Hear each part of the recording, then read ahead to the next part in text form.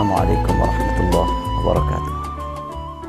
Masih ingat sabda Rasulullah sallallahu alaihi wasallam, "Man salimal muslimun min lisanihi wa yadihi."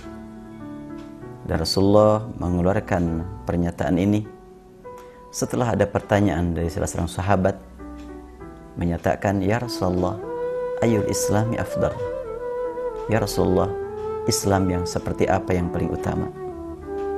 Rasul menjawab, adalah orang yang selamat dengan lisannya orang lain, atau orang lain selamat akibat lisan dia, dan orang lain selamat akibat tangan dia. Itulah sebetulnya Islam yang sebenarnya, Islam yang paling afdal. Nah, bagaimana kita dapat menyelamatkan tangan kita? Tentu kita ingin selamat tangan kita, harus selamat segala-galanya, dimulai dari keselamatan kalbu, kesucian kalbu. Bukankah orang mukul atas dorongan fikiran dan fikiran atas dorongan kalbu? Dan yang dimaksud dengan salimal muslimuna min lisanihi wa yadihi, orang muslim bisa selamat dari lisan kita dan dari tangan kita. Artinya kita menjadikan tangan ini sebagai sumber keselamatan buat orang lain. Caranya bagaimana? Bila memberi, dipilih mana yang berguna dan halal. Duh, sungguh berat zaman sekarang, terutama bagi orang-orang yang sedang mencari nafkah. Sering terdengar ungkapan, jangankan nyari yang halal, yang haram pun susah. Kalimat ini tentu adalah keluar karena memang kurang berharap kepada Allah. Tapi kalau memang betul-betul berharap kepada Allah, kenyataan ini bukan baru. Sejak zaman dulu juga, yang haram banyak, yang halal banyak, yang maksiat banyak, yang taat banyak. Sejak zaman Adam sampai sekarang. Kita manakala menemukan sesuatu kesulitan, jangan kita salahkan zaman, jangan kita salahkan kondisi, tapi mari kita jadikan semua kondisi sebagai lapangan perjuangan buat kita.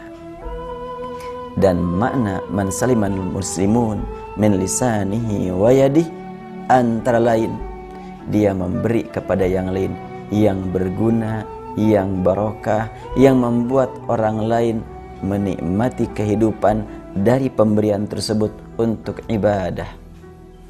Mungkin masih ingat kisah Imam Asy-Syafi'i radhiyallahu anhu ketika beliau berkunjung kepada salah seorang murid yang beliau cintai, yaitu Ahmad bin Hanbal.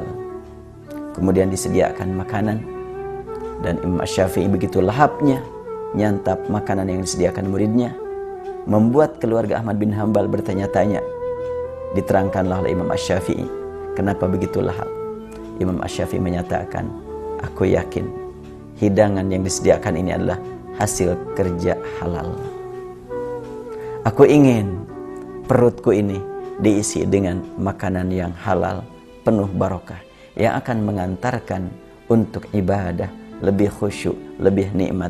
Dan terbukti setelahnya beliau nyantap makanan yang disediakan murid kesayangannya, yaitu Ahmad bin Hanbal radhiyallahu an, beliau semalaman memikirkan tentang umat, memikirkan masalah yang dihadapi umat, mengarang buku sampai tidak batal-batal wudunya sejak Isya sampai subuh.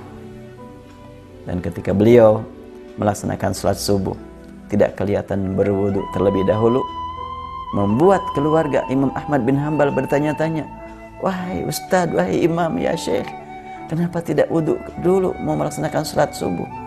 Beliau menjawab, alhamdulillah, belum batal. Allahu Akbar.